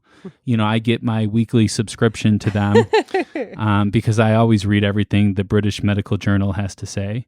They have done studies and found that there is no statistical evidence for the 27 Club. While they have found that artists do have a higher chance of dying at a certain age, 27 is not a particular age that occurs more than others. Even 26 or 28, they're right around the same amount of people died. Diana Theodora Kenny, in an article from the British newspaper, The Independent, writes about the statistics. In a population of dead musicians spanning 7 decades from 1950 to 2010, which actually I feel that those years are pretty good for the 27 Club because, even though Robert Johnson died before that, there weren't that many deaths before 1950, and there haven't been that many after 2010. Except for Amy Winehouse and a couple of others. So I really think that does them justice. So she said that an accurate age of death could be identified, and she gave certain percentages. So she said that people that died at the age of 26, it was 1.2% of the musicians, and 1.4% died at the age of 28. 1.3% died at 27. So that means that 28 is even more. 26 is really close. It's just, I don't know. To me, that really says something. What age had the highest frequency? Yeah, so the age that has the highest frequency is at 56. It's the highest frequency of death. 2.2%. There's a bunch of notables that I don't, the names don't really sound familiar to me, but, I'm sure that they were, like Johnny Ramone was one of them. He was very instrumental to the punk rock community. I'm just not versed in a lot of these. I'm sure that these people are very, very famous. So what age what would be the percentage that would need to happen to make 27 be, stand out there? And I would say it would have to be at least 2% or 2.5%. I mean, because 56 had 2.2%. So that's what I have to say about that. Also, too, I heard one more thing that correlates to our deaths in the late 60s and early 70s. Are for Brian Johnson, Jimi Hendrix, Janis Joplin. What? Brian Jones. Oh, what did I say? Johnson. Oh, Brian. Brian Jones, Jimi Hendrix, Janis Joplin, and Jim Morrison. There is a rise in musician deaths around that time period because cocaine was just starting to surface in the northeastern part of the United States, making it a lot more popular. Although it was in some parts in the South, it wasn't popular because it didn't hit New York. New York was a major influence on drugs back then. So they had more access to this drug. It made it more accessible, and more people died.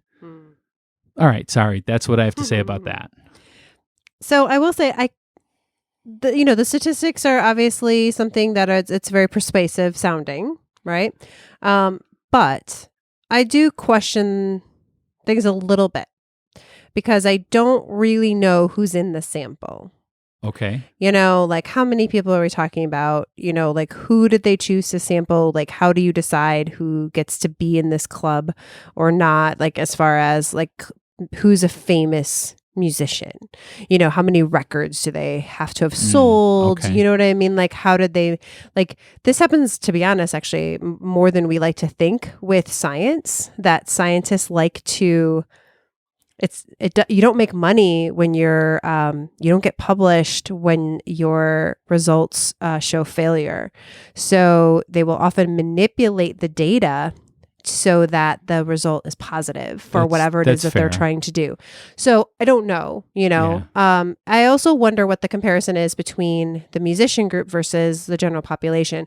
Though I will say the more I read of that particular article, she does say that that it is statistically higher for musicians than in the general population. Yeah. So that is out there. So again, I do just, I always have some questions sometimes with statistics. We always have to have that out there. And then kind of maybe, I don't remember if I put this in here or not, but just that idea of, who's in, like, not just, again, how many records do they have to sell, but it's like this idea of, really is the 27 Club to me, the idea of people that are more popular. You know what I mean? Like the higher the popularity. I know this group just seems like there's a higher percentage. Let me say this. I'm trying to say this mathematically. A higher percentage of very famous people dying at 27 or people that were highly influential musicians or artists rather than other ages. And I don't know all the statistics of that, so I can't really like forcefully make that article, or our argument, but that's sort of part of my mind. You go ahead. So, think about this. I mean, who do you think of as a very talented musician now? In like today's music? Today's age. Yeah, who would you say, man, that's a really talented musician? Well, okay, now you're putting me on the spot. My brain is like completely blank. Okay, of like what I'm let's just list off bands that you would want to see in concert. Yeah, again, my brain right now is completely Okay, blanking. so let's take Bono. Bono's over 27. Let's take The Edge. He's over 27. Let's take Jimmy Page. He's over 27. Robert Plant over 27. You could list off a million different very influential musicians that are over the age of 27 that haven't died. And also, too, you can say that there are people that died before the age of 27 that were very influential. It's just looking back at these names really takes an impact because we're lumping them all together. Yeah. Well, again, there's a lot of young artists out there right now that are very influential that I do, like Ariana Grande or something. I don't know how old she is, but I'm feeling very old at this moment. I feel like there's a lot of younger artists that I should be dropping names right now. I mean, Flava Flav, over 27. Well, yes, we're talking about, so if only 2% have to die, obviously the clear majority make it past 27. Yeah. But that doesn't mean that there aren't these like bright stars that, have something's up with them. But you're saying that these are the most talented people. So maybe it's because of that idea, it's better to burn out than fade away.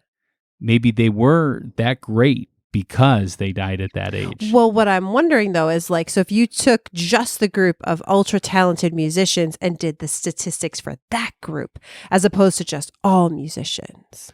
Yeah, but you can't judge art that way. I don't know. It's tricky. All right, I have a couple more things. I know we gotta finish this up here, but so I would say this was weird. I read this, and I'm not a conspiracy person, so I am. I know we're gonna have to do an episode where we flip roles, but I'm not that much of a conspiracy person. So there is this thing where these are influential artists that push a very countercultural message a lot of times. They were kind of on the edge of new music, right? Where they were pushing music in new directions, and that the deaths are really kind of odd. That there's like these suicides, overdoses, accidents. It's always a bit sketchy. Like, did the bodyguard do something? Did he really just drown in a pool? Did he just fall in the pool? Did somebody push him in the pool? Did someone murder Robert Johnson? Or, what happened? Or did he have syphilis? Right. So there's very mysterious. And I understand with Robert Johnson, I mean, that was a long time ago. We don't have a lot of records.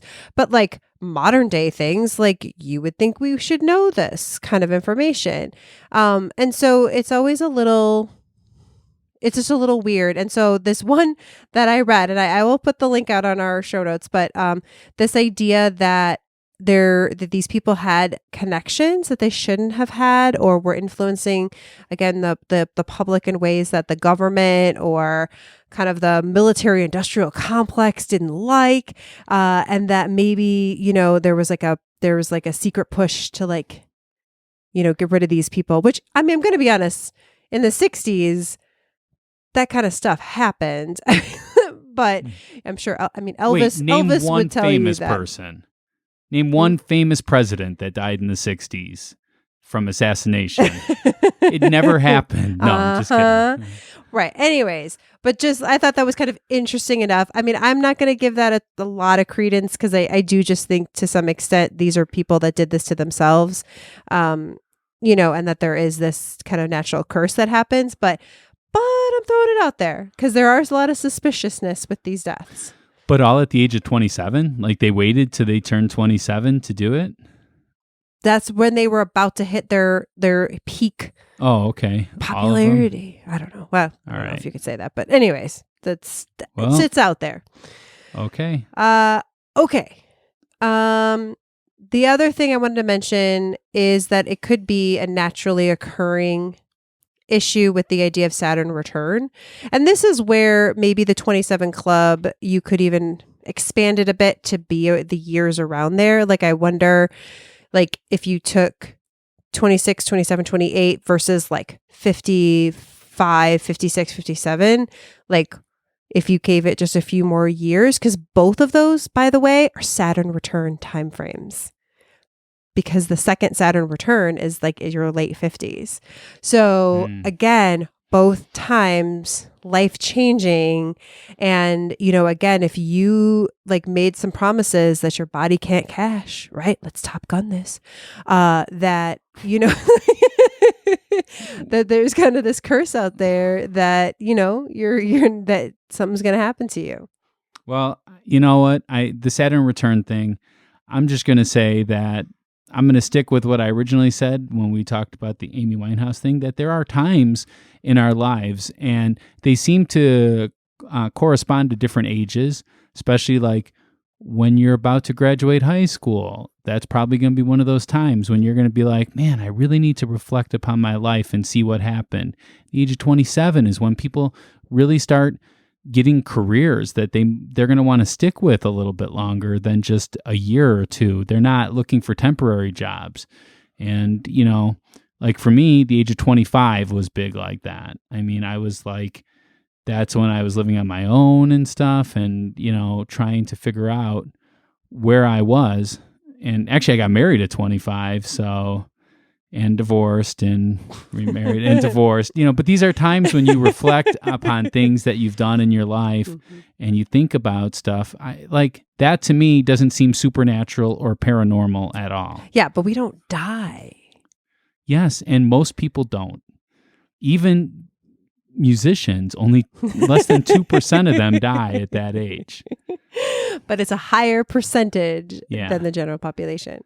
Right. I know, yeah. All right. So you know what? We just kind of gave extra time to our closing arguments, it seems, because I don't think we have anything more to really add to that. No, I would just be repeating myself in the closing so would argument. I. Except that, it gives us a chance not to debate each other on something and just say something. So you're going to say you believe the 27 Club. How much do you believe it on a scale? I mean, 7. I give it a 7. And I still go with 2. Okay. So that's what we were at.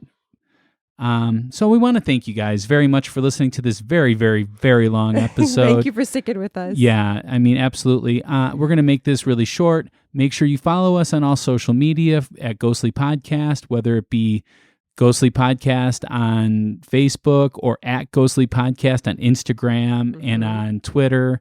And we're also on YouTube. Tell them about our newest place where they can hear us. You can now hear us on Pandora. Yeah.